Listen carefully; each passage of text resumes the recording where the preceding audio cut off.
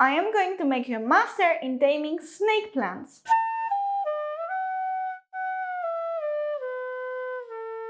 No, not like this. Let me show you how instead. We are going to cover watering, lighting, pots, pruning, maintenance, design, soil, temperatures. I am going to make you a guru of snake plants. Sansevierias, the best plants for beginners, native to West Africa, Madagascar and Southern Asia. There was a debate since 19th century if Sansevierias are Sansevierias or Dracaenas. So nowadays, due to molecular discoveries, Sansevierias are now included into the Dracaena genus, but we will still call them Sansevierias and snake plants. Maybe one of the most resilient plants out there. This is why they are wonderful for beginners, because you cannot kill them really easily. And also a bonus is that there are a lot of colors, types, shapes and varieties, and you can easily, with a little of search, you can easily find the one that suits you the best.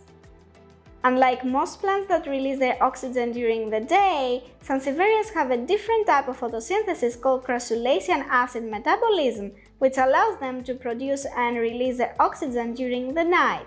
So they are great for bedrooms, but you would need thousands to make a difference. How to choose a good plant at the nursery? We want something strong and healthy, so we need to look for vivid colors, new growth, no bad smell, no spots on the leaves should be hard and not soft.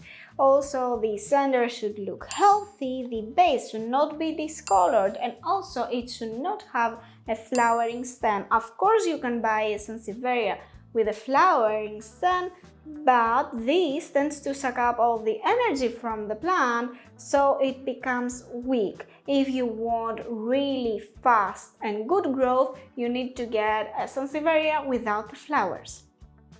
There is a conspiracy about low-light plants in the market, and I believe that this should be pointed out in every single plant video. And it is that there are no low-light plants, there are only low-light tolerant plants. And this also applies to these plants, the Sansevierias, although they are labeled as low-light plants, the master of low-light plants, they should not be placed inside your garage. Instead, we have to place them in a spot with bright, indirect light, although they can manage to survive in a bit of sunlight, but filtered sunlight is always the best. If you enjoy this content, then click the subscribe button before the time runs out. If you have a plant with a brighter variegation like this mousson here, you have to put it in a spot with enough light so it will not lose its color and become green. Also, if your snake plant, no matter the variegation, is drooping 1 or 2 leaves and losing its color, then this means that it is showing you that the light is not enough. So in this case, what we will do is relocate the plant to a brighter spot. If you live in a place that cannot provide enough natural light to your plants, like an underground palace for example, you can always choose the option to give them light with some grow lights. Of course, they are not like the original thing, the sun, but they can help. Sansevierias are drought tolerant and they are considered a semi-succulent, which means that they store some water in their leaves. Now, if they need water, their leaves will become soft and droopy. This means that it is the time. You have to let them dry out completely. I repeat, you have to let them dry out completely before watering them again. Also, when you water them, just do it generously. We want the water to run out of the pot.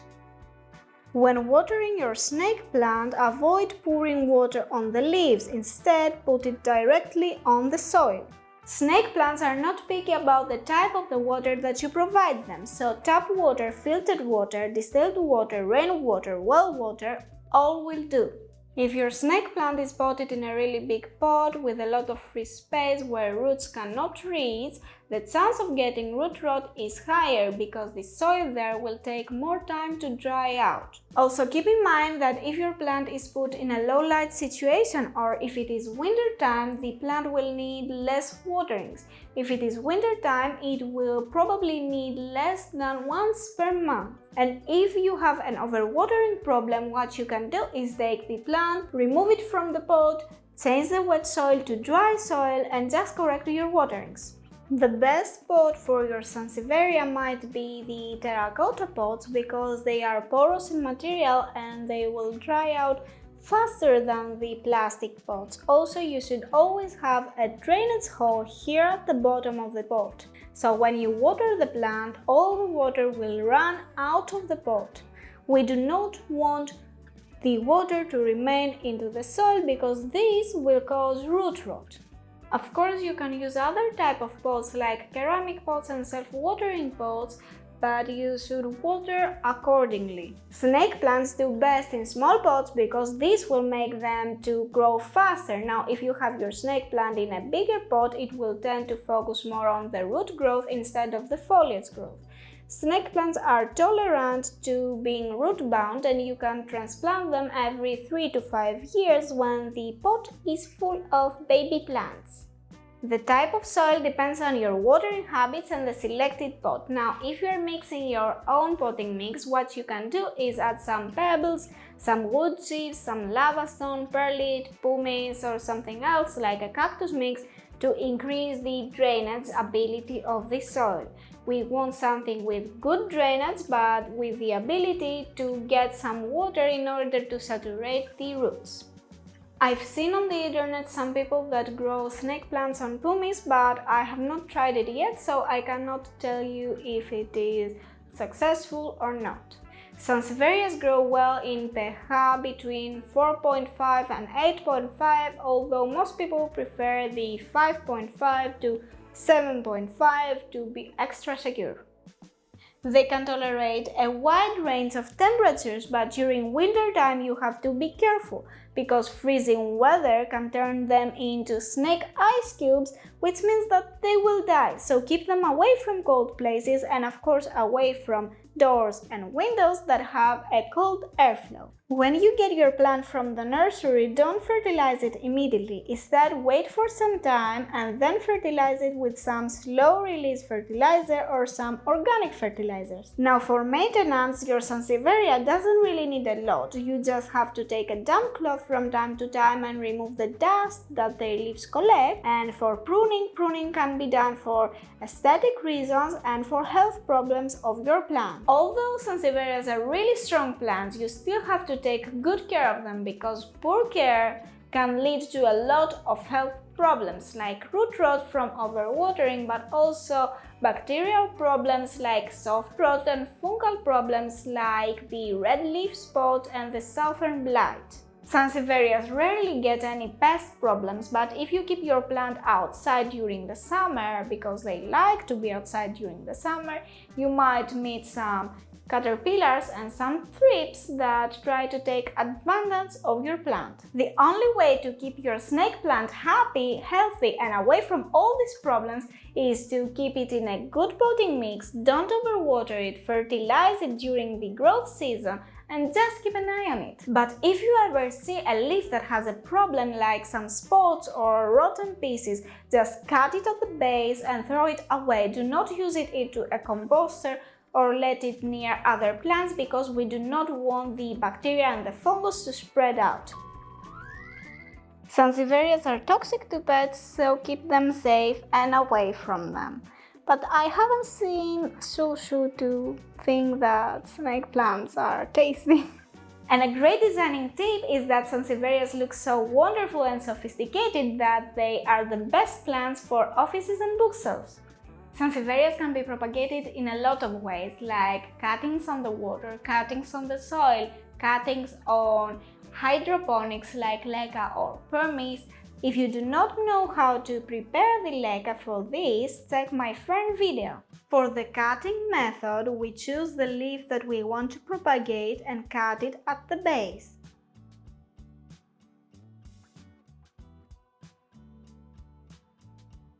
Then, for safety purposes, we dab a little cinnamon to the cutted piece in order to help it dry out. During the next watering, avoid pouring the water on top of the cutted leaf to avoid rot. Water, soil, and leca. When propagating Sansevieria using the cutting method, you can cut the leaves straight or with a V-shape for more area for roots to grow, and make sure to always put the right part up. If you put them the other way around, the roots won't form. You should always let your cuttings dry out first before propagating them, or dab some cinnamon or turmeric to the cutted parts.